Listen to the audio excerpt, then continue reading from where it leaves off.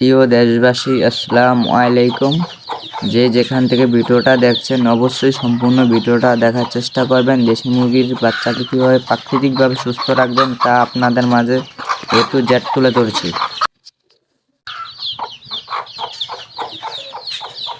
ডিম থেকে বাচ্চা ফোটানোর পর মুরগির বাচ্চার একটি ভিটামিন সি এর অভাবটা থাকে। সেই ভিটামিন সি এর ঘাটতিটা কীভাবে পূরণ করব? তো আমরা সবাই জানি লেবুর রসে ভিটামিন সি আছে। সেই লেবুর মাধ্যমে আমরা ভিটামিন সি এর মুরগির বাচ্চার ঘাটতিটা পূরণ করব। তো 1 লিটার পানিতে 3 চামচ লেবুর রস আর চেষ্টা করবেন সামান্য একটু চিনি দেওয়ার, দিয়ে বিশেষ করে বিকেলে টানা 4 দিন মুরগির বাচ্চাকে খাওয়াবেন। ইনশাল্লাহ দেখবেন ভিটামিন সি এর অভাবটা মুরগির বাচ্চার পূরণ হয়ে যাবে। তো আবার 4 দিন পর মুরগির বাচ্চাগুলোকে অ্যান্টিবায়োটিক ওষুধ দিতে হয়।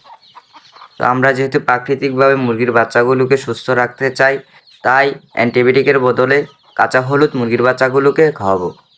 তো কিভাবে খাওয়াবেন? 1 লিটার পানিতে কাঁচা হলুদ পেস্ট করে 2 চামচ দিয়ে পানিতে মুরগির বাচ্চাগুলোকে খাওয়াবেন। মুরগির বাচ্চাকে কীভাবে ঠান্ডা থেকে দূরে রাখবো? মুরগির বাচ্চা যখন 10 দিন বয়স হবে তখন মুরগির বাচ্চাকে প্রাকৃতিকভাবে খাওয়াবো আদা এবং রসুন। আমরা জানি আদা এবং রসুন এমনিতেই ঠান্ডার জন্য অনেক উপকারী।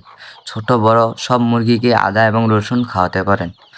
1 লিটার পানিতে 1 চামচ আদা এবং 1 চামচ রসুন দিয়ে মুরগির বাচ্চাকে বিকেলে খাওয়ানোর চেষ্টা করবেন বা সকালে, আপনাদের ইচ্ছে আর কি। ইনশাল্লাহ মুরগিগুলো ঠান্ডা থেকে দূরে থাকবে। আপনি ছোট বড় সব মুরগিকে খাওয়ানোর চেষ্টা করবেন, দেখবেন ইনশাল্লাহ সব মুরগি আপনার সুস্থ থাকবে ঠান্ডা থেকে। তো অনেক সময় দেখা যায় ঠান্ডা থেকে নানান রোগে আক্রান্ত হয় মুরগির মুরগিগুলো। তো ইনশাল্লাহ আদা এবং রসুন খাওয়ালে আপনার মুরগির বাচ্চাগুলো সম্পূর্ণ সুস্থ থাকবে। তো যারা ইউটিউব থেকে নানান রকম ভিডিও দেখছেন যে আপনার চিন্তাভাবনা আছে আপনি ভবিষ্যতে একটি খামার করবেন, তো ইউটিউব দেখে কখনো খামার তৈরি করবেন না। আপনাদের পাশের এলাকার কোনো অভিজ্ঞতা লোক থাকে তাহলে তাদের থেকে পরামর্শ নিয়ে বা নিজে কষ্ট করে 1 সপ্তাহ 2 সপ্তাহ 1 মাস কাজ করে তারপর একটি বড় ধরনের খামার তৈরি করতে পারেন।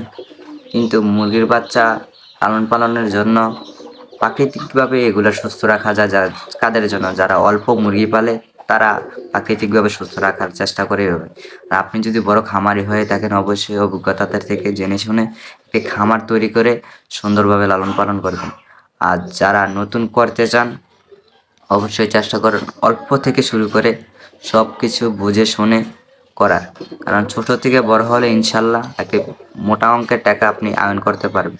যারা নতুন থেকে শুরু করে অনেকগুলো করতে চান তো তারা ভুল কাজ করে থাকে, দেখা গেল দিন শেষে খালি হয়ে থাকে। তো অভিজ্ঞতাদের থেকে পরামর্শ নিয়ে অবশ্যই চেষ্টা করবেন ভালো একটি খামার তৈরি করার জন্য, যেন আপনি লস না খান। তো যেটা করবেন ভেবে চিন্তা করবেন। আর যাদের আমার ভিডিওগুলো ভালো লাগে লাইক শেয়ার এবং অন্যান্য ভিডিও পেতে অবশ্যই চ্যানেলটি সাবস্ক্রাইব করুন। আল্লাহ হাফেজ।